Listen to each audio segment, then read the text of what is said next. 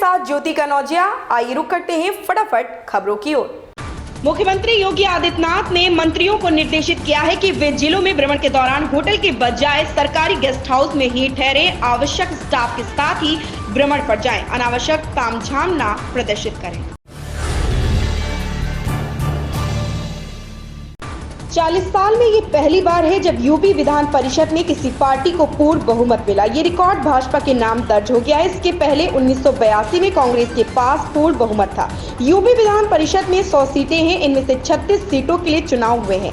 9 सीटों पर भाजपा उम्मीदवारों ने निर्विरोध जीत हासिल की है। देश में कोरोना ने फिर से पांव पसारना शुरू कर दिया। ये चौथी लहर की आहट भी हो सकती है। कम से कम आंकड़े तो इसी तरफ इशारा कर रहे हैं। ऐसे में एक बार फिर से सभी को सतर्क रहने की जरूरत है। मंगलवार को दुनिया में कोरोना संक्रमितों का आंकड़ा 50 करोड़ के पार पहुंचा। चीन और रूस धरती के साथ ही अब अंतरिक्ष में भी अपना प्रभुत्व स्थापित करना चाहते हैं। अमेरिकी खुफिया एजेंसी के एक वरिष्ठ रक्षा विश्लेषक ने यह दावा किया है कि इन दोनों देशों की नजर चांद व मंगल के प्राकृतिक संसाधनों पर भी है।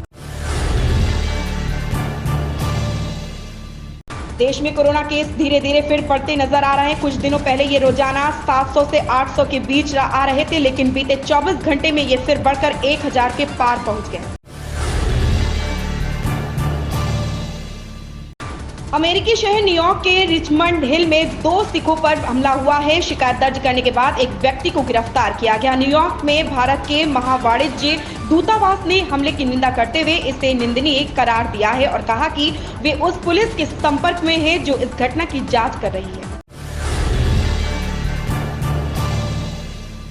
राष्ट्रीय राजधानी दिल्ली को मंगलवार को जहां हल्के बादलों की वजह से लू और भीषण गर्मी से निजात मिली, वहीं मौसम विभाग ने दिल्ली में अगले 3 दिन और राहत की खबर दी है। मौसम विभाग के अनुसार 15 अप्रैल तक आसमान में हल्के बादलों की मौजूदगी बनी रहेगी। इसके चलते तापमान में कमी आएगी और लोगों को लू से राहत मिलेगी।